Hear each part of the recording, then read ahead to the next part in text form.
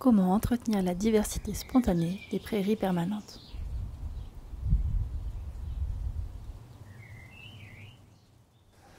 Alors pour favoriser la diversité dans les prairies, il y a plusieurs choses. Déjà l'absence de fauche des refus, parce que les refus, c'est la banque de graines pour les oiseaux, mais aussi pour la prairie, il ne faut pas l'oublier. C'est d'éviter le surpâturage et puis c'est d'essayer de faire une fertilisation le plus raisonnable possible.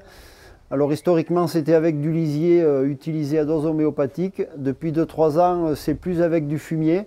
Mais là c'est pareil, c'est des petites doses et puis on essaye de les mettre vraiment aux périodes les plus adaptées pour que ça minéralise.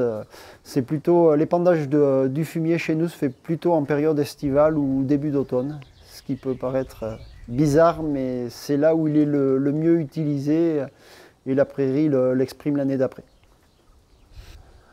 Et l'idée aussi, c'est d'essayer d'alterner sur la plupart des prairies de fauche, qui ne sont pas nombreux, mais c'est d'alterner la fauche tardive et la fauche précoce, essentiellement pour les légumineuses tardives comme la gesse, qui sont des reflets du bon fonctionnement du sol.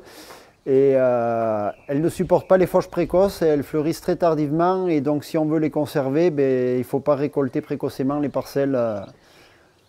Si on peut les alterner, c'est l'idéal. Ce qu'on fait, c'est que déjà on a arrêté de fertiliser, donc on ne met plus de lisier, plus de fumier et pas de chimie non plus. Et on a laissé monter l'herbe justement pour qu'il soit en phase avec les besoins des animaux.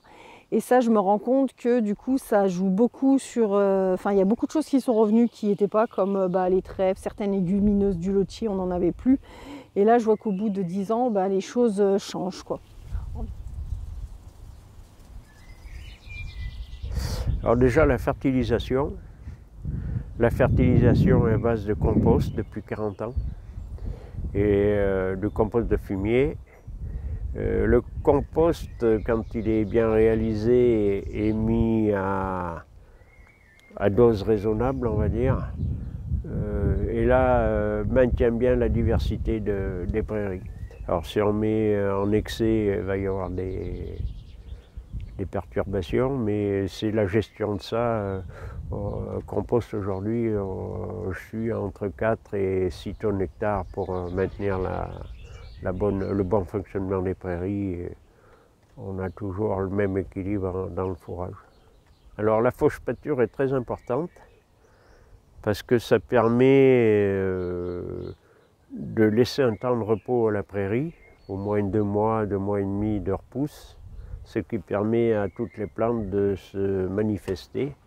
Elles ont tout un cycle, ça permet à toutes les plantes d'avoir leur cycle complet.